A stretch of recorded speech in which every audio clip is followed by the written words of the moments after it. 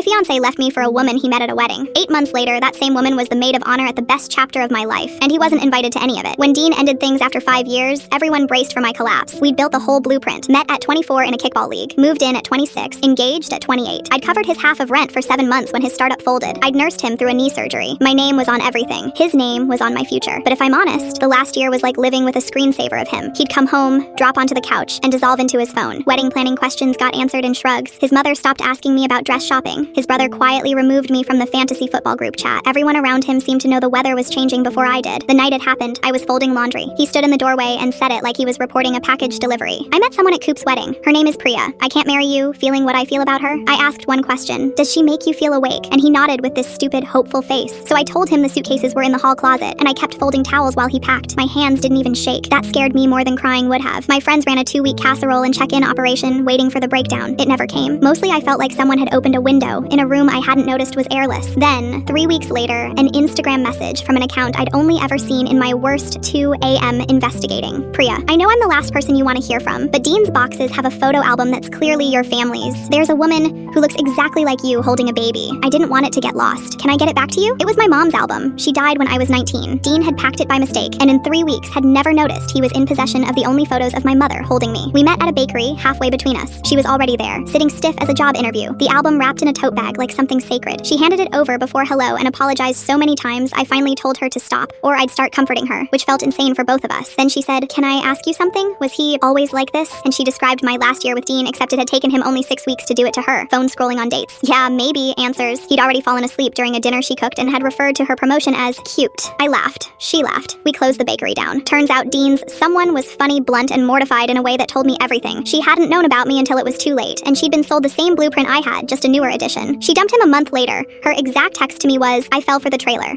The movie is 2 hours of a man looking at his phone. What was supposed to be one awkward coffee turned into the most unexpected friendship of my life. Memes became phone calls, became Sunday hikes. When my lease ended and her roommate bailed the same month, we did the ridiculous thing. We moved in together. My friends thought we'd lost our minds. It's been the sanest year I've had. She was there when my grandmother went into hospice, driving me 2 hours each way without being asked. I was there when her mom had her hip replaced, learning to make dal under strict supervision from a hospital FaceTime. Her family now sets a place for me at Diwali. My dad calls her the good one, and here's the ending I couldn't have written. Last spring, Priya introduced me to her cousin's best friend, Marcus, a man who asks follow-up questions and has never once looked at his phone while I'm talking. We got married last month. Small ceremony. Priya stood next to me holding my bouquet, and when she hugged me after the vows, she whispered, "Best thing Dean ever did was leave." Dean, for the record, is on his third someone since. He texted me congratulations from a number I hadn't saved. I showed Priya. We laughed, turned the phone face down, and went back to dinner. He was looking for a spark. He accidentally introduced two.